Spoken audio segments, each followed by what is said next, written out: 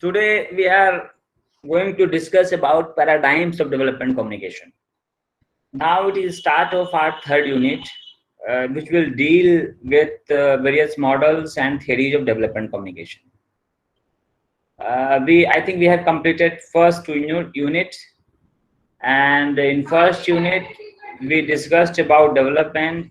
In second unit we discussed about development communication, and now we will understand various paradigms of development communication. So what do you understand by paradigms? This is the first question which emerged in our mind. And what is difference between paradigms and theory, paradigms and models? So such kind of questions emerge in our mind.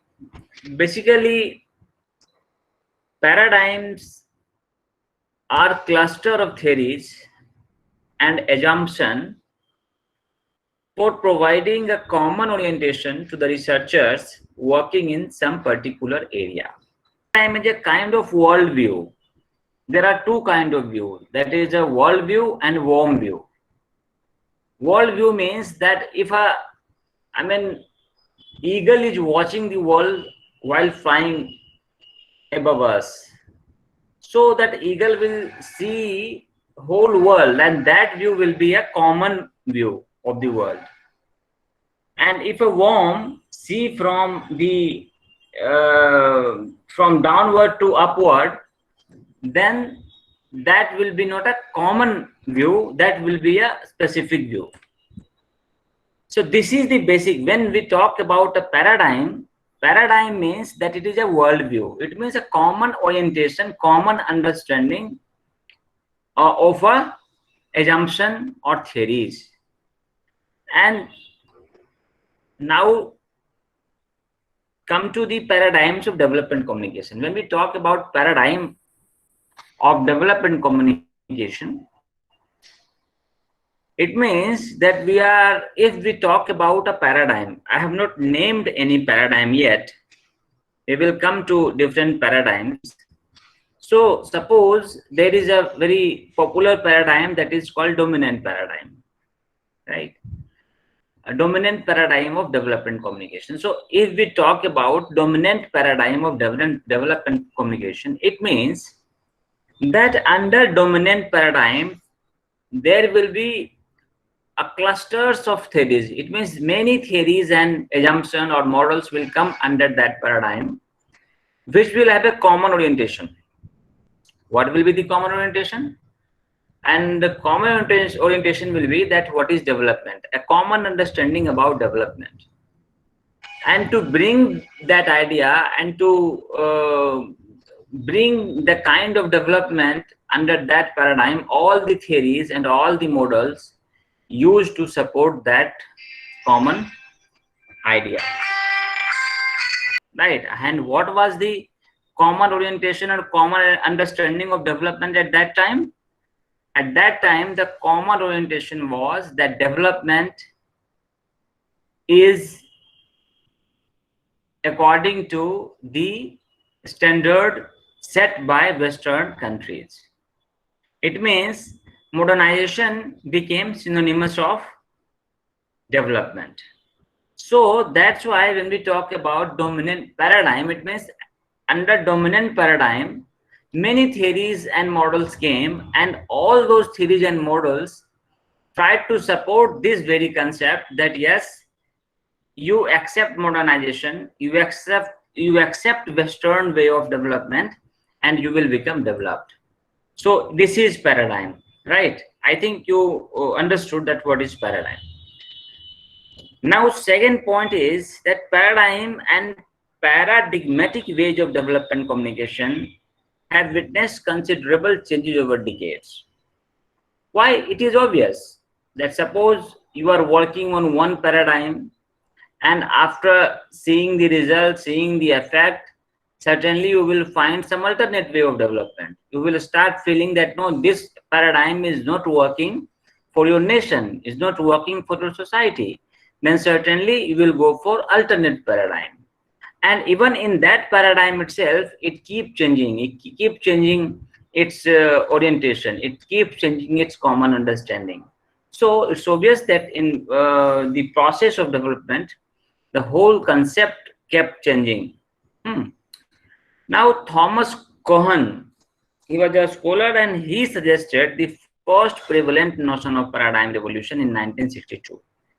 So, the first mention of paradigm was in 1962 in development communication, obviously. Thomas Cohen talked about the concept of paradigm, right, is loosely associated with the notion of giving a permanent worldview, which I was telling you that it will give you a worldview, a common view of a process, a common view of a thing, a common view of an idea. The common view of development at that time was, under dominant paradigm, was that you start following the path of Western countries. So this is how paradigm emerged. In the past 40-50 years, from Second World War, afterward, a number of modest and comprehensive theories have emerged, illustrating the role of communication in development. And the present language of development communication has summarized all these theories as dominant paradigm. As I was telling you, that in last 40-50 years, many theories, many models came in, and somehow it tried to illustrate that what would be the role of communication in development. And seeing all those theories under old view, it shows that all those theory at that time was supporting a common view, and that common view was start following the Western model of development, and that's why it was called dominant paradigm, because at that time it was the dominant idea of development. So after Second World War, 40-50 years, this phase of development communication is called dominant paradigm, right? So the core elements of dominant paradigm in any society are persistent growth and prosperity in all aspects, like science, technology, economy, property rights. We have discussed all these things in detail, so I am not going to discuss it again, that what is Western model of development, because we have discussed it in first unit itself, that what is capitalistic way of development, and what is the industrial based development. So we are not going to discuss it in detail, but you have to understand that yes, under dominant paradigm, the whole purpose was to follow the Western idea of development. So the perspective of development communication had changed as per the changing dynamics of development. Obviously, under dominant paradigm also, as we saw and we have discussed also, that how the focus area kept changing during 40s, 50s. The focus was the development of Western countries. After that, they started focusing on third world countries. After that, they started talking about empowerment. After that, they are talking about human development, where justice, equality, all these became important. So the whole dynamics of development kept changing, and obviously the dynamics of development communication also changed accordingly, right? So there are two approaches of development communication, two approaches of development, and first is dominant paradigm of development, which was a very Western approach, and second approach is new alternate paradigm of development, which was more of participatory, non-Western approach, right? So basically what happened that when newly independent countries or countries of third world countries, basically third world countries include, I mean, Africa, Asia, all countries in these areas are called countries of third world. Latin America, these are countries which are considered third world countries. So when third world countries saw that yes, dominant paradigm is not working, so they started thinking about alternatives. And then new alternative paradigm of development emerged, and that paradigm was focused on participatory nature of development communication, and a non-Western approach. It means indigenous way of development communication that was discussed under new alternate paradigm of development. So during the passing phase of the dominant paradigm to the emerging new alternative paradigm, several other approaches also came in, right? So even under dominant paradigm also, and when this new paradigm, when dominant paradigm was completely rejected, during this process, many intermediate kind of models also came in, which used to criticize dominant paradigm and try to give another a different concept of development. But basically, those concepts, those idea was not considered as alternate paradigm, because somehow all these approaches were related to bringing development according to the standards set by Western countries only.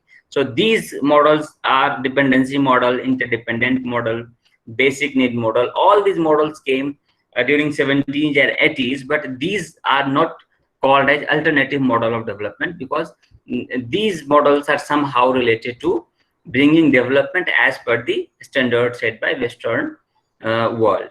And so that's why these models, we will also discuss this model also.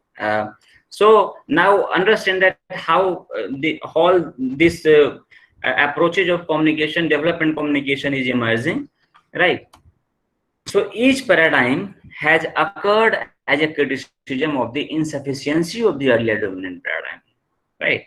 As I told you, that dependency came because there were certain insufficiency in existing theory and models. So what after the criticism of that paradigm, they try to give another idea, that they try to reframe the idea. So this is how new paradigms, new approaches emerge. The emergence of new paradigms do not undermine the already existing paradigm. This is also a fact, that if a new paradigm is emerging, it does not mean that earlier paradigm is completely forgotten. And that's why in country like India, on countries belonging to third world, in those countries you will find that so many paradigms are working together. Somewhere you will find that in the same society, in the same country, you will find that dominant paradigm, the concept of the dominant paradigm is working to bring development, and at the same time alternative approaches have also been adopted.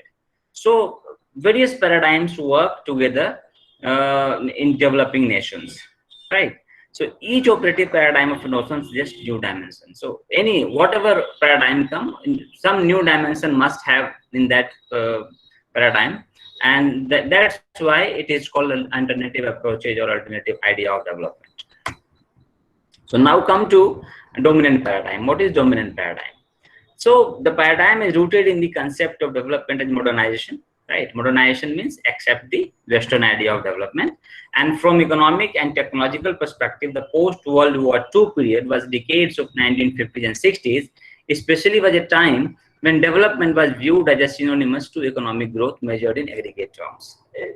We discussed all these things, that if you are growing economically, if your GDP is increasing, if your per capita income is increasing, then it means you are becoming developed. So this was the modernization approach. And dominant paradigm used to, the dominant paradigm of development communication. We are talking about development communication. So dominant paradigm of development communication used to support this idea that yes, communication should also be supporting this concept of modernization. It means the whole communication should be framed and should be, planned in a manner which would promote modernization in the society.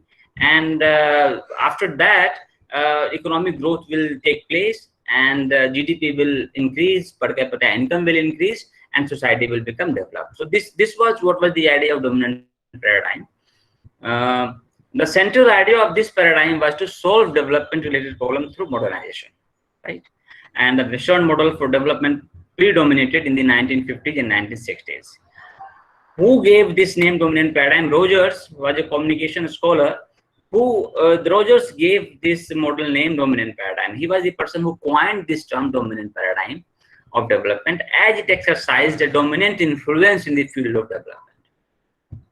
Okay, and underdeveloped countries were asked to follow the footsteps of developed countries. This is what dominant paradigm says.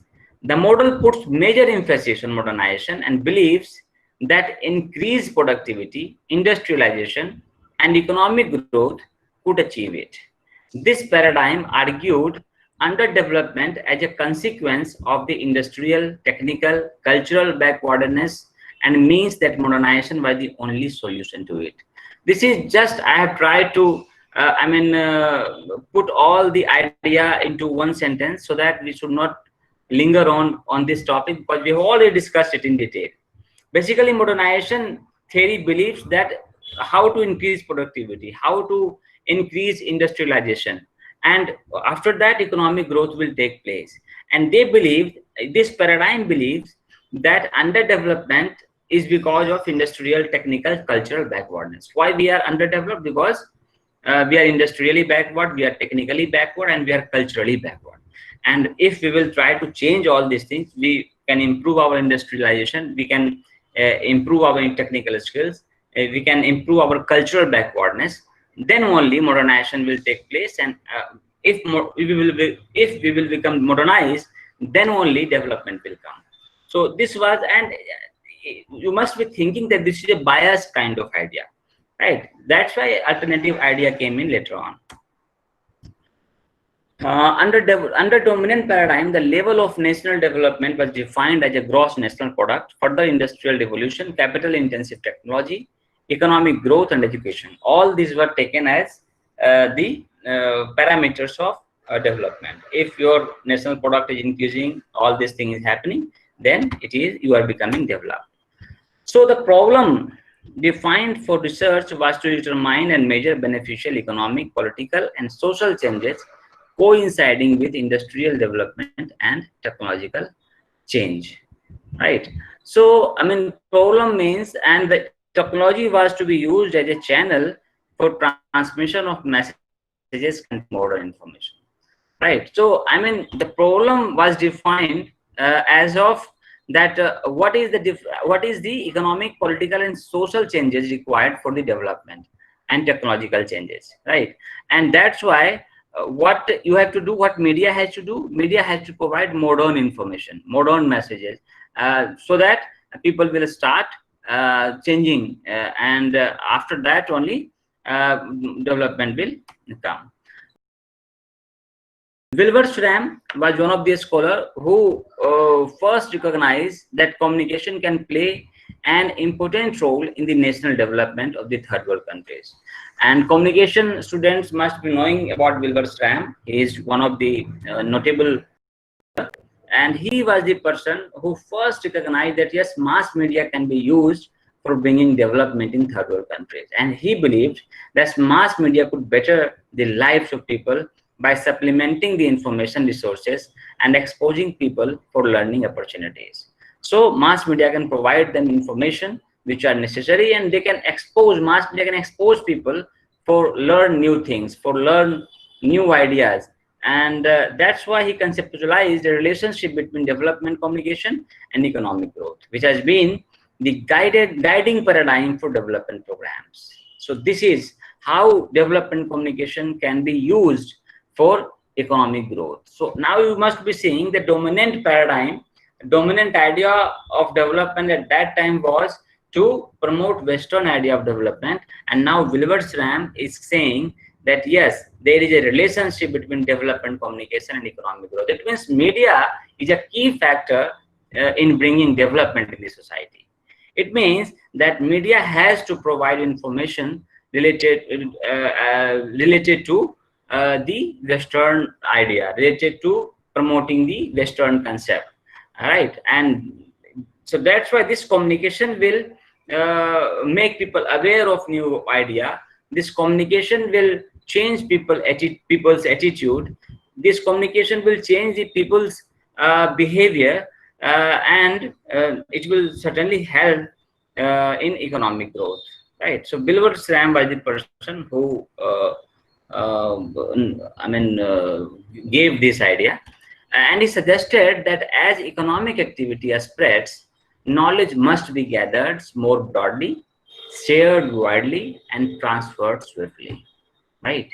It means that suppose if economic development is taking place in a country, if industrialization is taking place in the country, if new ideas being adopted by certain class of our society, So it means those economic activity, the knowledge related to those economic activity should be gathered, and after that it should be shared widely, shared by my media obviously, and transferred swiftly, right? So these are three highlighted keywords: gathered more broadly, shared widely, and transferred swiftly. If we will do this, then people will get aware of these economic activities. They will also tend to accept those ideas, and they will also try to start economic activities as per the Western concept.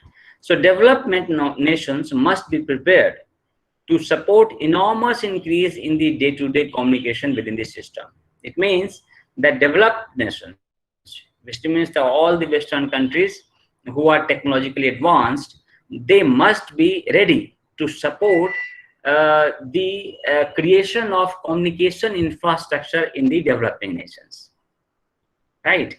And that's why you will find that programs like SITE, the people must be knowing that how television was introduced in our country by America and by United Nations, to how television can be used for social development, how television can be used for increasing literacy, for educational training. How, I mean, 1974 was the year when this SITE program was introduced, Satellite Instructional Television Experiment. This was the program which was launched in India in 1974, and the whole idea was to give India an experience of how to use mass media, how to use television for bringing development.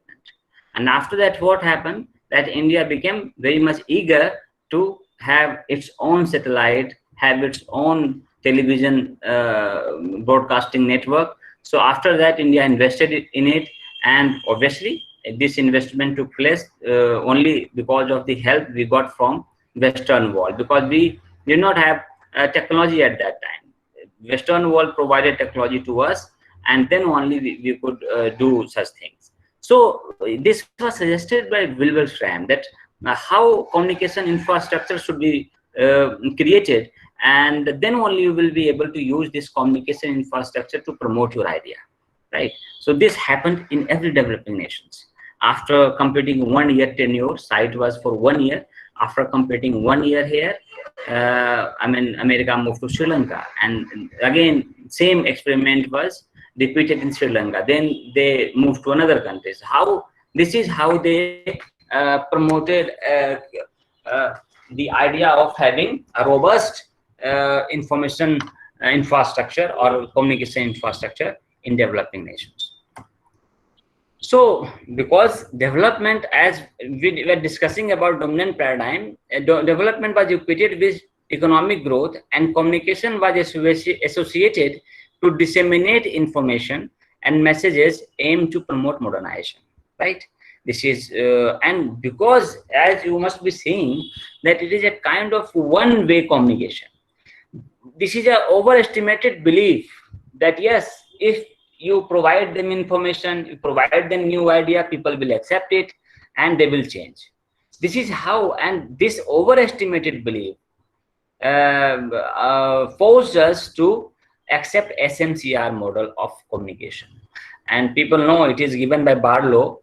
Communication people must be knowing about SMCR model. And this SMCR model was adopted at that time when dominant paradigm was in place. When dominant paradigm of development was adopted, at that time, development communication was based on this SMCR model. It means source should have the message, should have the knowledge, idea, and it will frame its message, and it will pick a channel, and after that this channel will provide the messages to the receiver, right?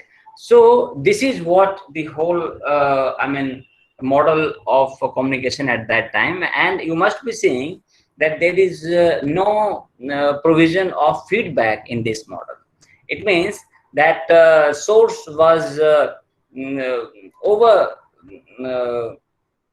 confident. Source was in position that they never thought that yes, their idea can be rejected. They never thought that yes, their idea can be not adopted. Uh, so this over confidence uh, forced them to not to think about receiver's point of view on a particular idea, whether historically and culturally they are able to accept that idea or not. So in this dominant paradigm, we'll find that the whole historical background, cultural background, social status, all these things were rejected. And source tend to think that yes, whatever new idea will be provided to the receiver will ultimately accept those idea. Why? Because they want to get developed. But that's why dominant paradigm failed, because this is not the way of communication, because you have to understand that what is the receiver's point of view, what are your audience thinking, right? So this is the dominant paradigm.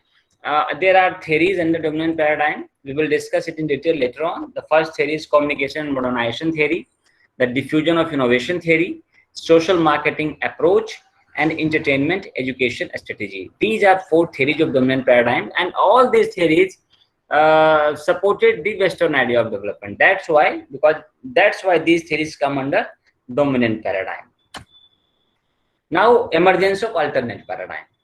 By the late 1960s and 1970s, the third world underdeveloped nations started questioning the validity of dominant paradigm, right?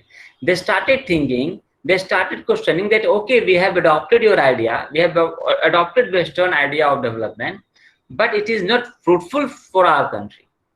And as it is seen in every third world countries, in India itself, you will find that after we got independent 1947, we started following this idea, Western idea of development. Obviously, we had certain indigenous ideas also, like Panchayati Raj system, like small scale industries. All these things were in place. But yes, our focus was also on Western idea of development. That's why we supported industrialization, capital intensive economy. Focus was on to increase GDP, per capita income. So we adopted dominant paradigm. But in 1960s, 70s, we found that yes, it is in 1960s. What happened? There was a food crisis in India, and that's why we had to start green revolution. In 1970s, also poverty was a main issue, and that's why during that time, Indira Gandhi used to say that Garibi Hatao. There was a famous slogan at that time, Garibi Hatao, right? So what happened? If it is not, eliminating poverty, it is not. If it is not bringing development in our society, then certainly those third world countries started questioning dominant paradigm, right? So now they were looking for models of development that were more people oriented, participatory, and locally applicable, right? So people oriented idea, participatory approach, it means the community should participate in the whole process of development. Localized approach, as I told you, that centralized approach do not work always, because all the regions are different from each other. So that's why localized approach. So all these kind of ideas came into place, and Rogers in 1976 identified four main events for the acceptance of an alternative models. How it happened? Because these are certain issues which were reason of adopting alternative model. First, concern over ecological issues and environmental pollutions. This was the main issue during 1960-70. People started talking about environmental problem. People started talking about that this industry-based growth, this industrialized industry-based economy is very much dangerous for our environment, and this is not sustainable. So we have to change it, and this was the idea. Then this was also a reason why people started talking about and thinking about alternative idea, alternate paradigm. Second, overpopulation issue. This is industry based development model will work in a country where population is less, like Britain, all Western countries, America, including America. You will find that their population is less, and that's why whatever they produce, they have a market all over the world, and they use to sell their product, and they get benefited from all the industry-based products. But if your country is overpopulated, then this may not work. This industrial revolution or industry-based production may not work, because if you will introduce technology, if you will introduce capital-based whole system, then what will happen? That it will increase in unemployment. You will not need more people because you are introducing technology into your factory. And if you are not introducing technology, and if you are trying to have a labor-intensive production system, then it will not benefit you, because industrial revolution will only succeed when you minimize the labor input and increase the technology input. So this is what, and so overpopulation issue, this dominant paradigm was not dealing with this overpopulation issue. Third was world crisis. There was a crisis, and then it was the time when developing countries started thinking that they can have their own system. Why? Because due to this oil, Western countries are getting control over this oil, and they are getting superpowers, and we are becoming puppets in their hands. So this is also was eye-opening event for the developing nations, and they started thinking about their own system, then how to promote development and how to bring development in their country, having their own idea, with their own idea. Opening of international trade relationship with China. Emergence of China is one of the biggest event in the process of development. You will find that China is a country which became modernized in last 2 decades without any foreign support. China did not take any foreign support. And now you will find that Chinese product, if you buy a 5 product out of 5 product on Go, even on Amazon or Flipkart or whatever, wherever, if you buy products, you will find that out of 5 products, 3 to 4 products belong to China. Not only that, they are technologically advanced. There are space research, defense research, even ICT related technology. That's why China is able to provide us low-cost mobile phones, which is better than Apple also, and which is at least, if not better than Apple, then at least all the facilities given by Apple, all the facilities are provided by Chinese companies with low cost.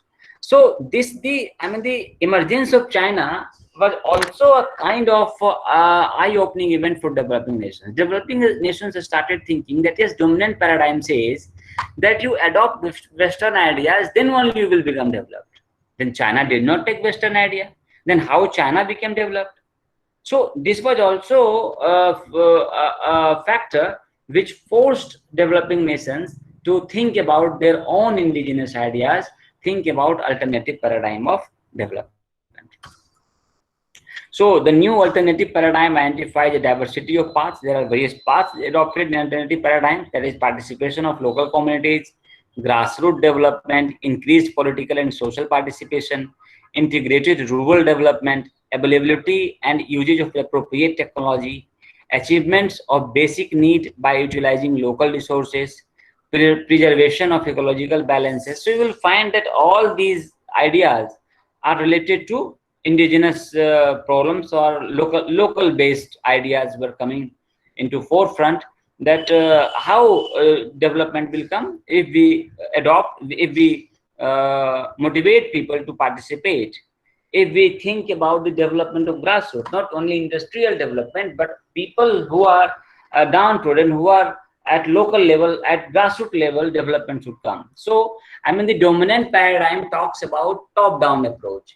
It means in economics there is a concept trickle-down effect. Trickle-down effect means that you put water at above and it will trickle down to the lowest level, and this will how development will come. But now in alternative paradigm, it is talking about grassroots development. No, not development should not be at top level, developments will start at grassroots level, and then it will go up. So this is what China did. China worked on its human resources, and when their human resources are ready for scale, when their human resources are ready for innovation, now they are excelling in world market. In India, we did not focus on development of human resource. That's why we lack skilled labor. That's why we lack the skillful people who are needed to boost our economic development. So this is difference between Chinese and Indian way of development. So grassroots development became important.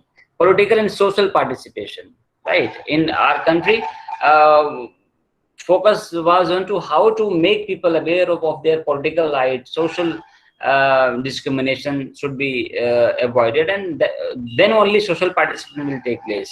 So focus was on all these things: rural development, integrated rural development, whole. I mean, not only urban centers should develop, urbanized or urbanization should not be the main area of development. Rural development should also be there. It should be integrated with the whole process of development, right? Appropriate technology means technology which are useful for the people, not only that technology provided by Western countries. It may not be useful. So appropriate technology, right? So those technologies should be available, and those technologies should be used. Achievements of basic needs by utilizing local resources, right? So local resource, whatever local resources available, out of those resources only basic needs should be fulfilled, and those should be termed achievements. And there is a story in our even Bihar, that there is I'm forgetting the place. What they did is that there is a small hilly area in that area, and what they did is they dig a kind of canal around the hilly area, and due to that, what happens that when there is a rain, all water get reserved on those canals. Hello? Imamganj. Okay, Imamganj, yes. So and that Imamganj Barachati sir. Yes. नाम है. हाँ, देखो ये बता रहे हैं, तो वहां पे आप देखो कि how it worked, how this is the local approach, this local resources, local idea work, and now people are getting benefits from all those things.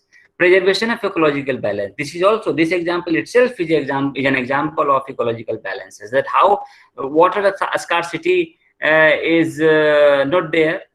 They have their own way of having water, and how they are doing this, by keeping ecological balance. It is helpful for keeping ecological balances also.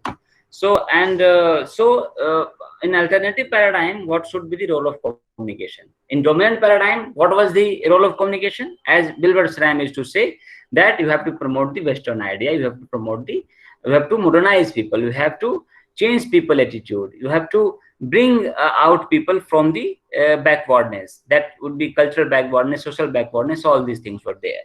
But in alternative paradigm, what will be the role of communication? The role of communication was to be a process of social interaction through balanced exchange of information leading to change. So media should promote social interaction. It should not deal with only providing information and just trying to change people. No, media should promote interaction between people, and when interaction will take place, then the adoption of idea will be smooth, right? So here the role of communication changed. The communication strategy emphasized by the alternate paradigm was mainly interpersonal channels with support from mass media. Now in alternative paradigm, interpersonal channels become important, and yes, mass media will obviously support, mass media will provide information and knowledge which are necessary for development. But yes, interpersonal channel, which was rejected and avoided in dominant paradigm, in alternative paradigm, these interpersonal channels were considered as important, because these interpersonal channels are more effective in changing people's attitude. The functions of mass media were not only restricted to disseminating information, but also to create awareness among the masses, for development by persuasion. Now, the role of mass media became persuasive. Mass media should persuade people to change, to adopt a particular idea. It is not only to just disseminate information and bombard them with information. No, you have to aware people and also persuade people to accept a particular idea. So interpersonal channels were utilized for communicating feedback on development activities. So how will you take feedback? Obviously through interpersonal network.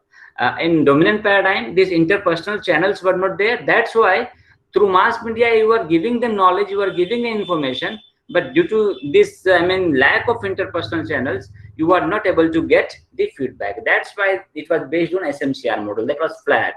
And but in this alternative paradigm, there is a feedback. So it is talking about circular model of communication. Circular model of communication means that sender will frame message, then it will pick a channel, and then further it will go to the receiver, then receiver will give feedback, and then again it will come to the sender. So it is circular way of the communication was adopted in alternative paradigm. So the concluding point is that beside these models and theories of development communication, scientists and development scholars also presented a number of other models of development and communication, and many other new models are coming every day. Obviously, because till we get development, till we become developed, till all the social issues and economical issues are there, new idea will keep coming. So no problem in that. It must come, right? So all these models and theories are keep coming every day, and the process will always continue, and the development perspectives will also continuously change. So it will keep coming, and the perspective development also will change, because as we know that perspective changes. Today we believe that it is development. After 10 years we believe no, this is not development, this should be the development. So according to change perspective, new models, new theories will obviously come up, right? Today on one side the standard of living is raising, while on other side the definition of development is also changing, right? So standard of living as per the given parameters of international institutions, but at the same time definition of development is also changing. And you can understand that yes, per capita income in India is high now. GDP is also very good in our country, but now definition of development is changed. Now it focuses on human development index. Now focus is on health, focus is on justice, focus is on how to eliminate poverty, right? Focus is on how to maintain ecological balance. So now as per the standard of living raising as per the given parameters in dominant paradigm, but now the whole definition of development is changed. So again, we may be considered underdeveloped. So that's why a new idea keeps coming. Thus, new approaches for development is always required, and theories, models, and definitions should come before us continuously, and thus there will be always scope for new studies, right? So this will come, keep coming, right? Now we are trying to integrate our standard of living with ecological balance. Development should take place, but yes, not at the cost of our ecology. Development should be, we must increase our income, but not at the cost of our happiness, not at the cost of our peace of mind. That's why we are trying to integrate the happiness index with the HDI happiness index. All these things are getting integrated, right? So obviously these approaches and these kind of new kind of theories and models will keep coming up. These are references from where I got all this idea. You can refer to it. And thank you. So if you have any question, you can ask.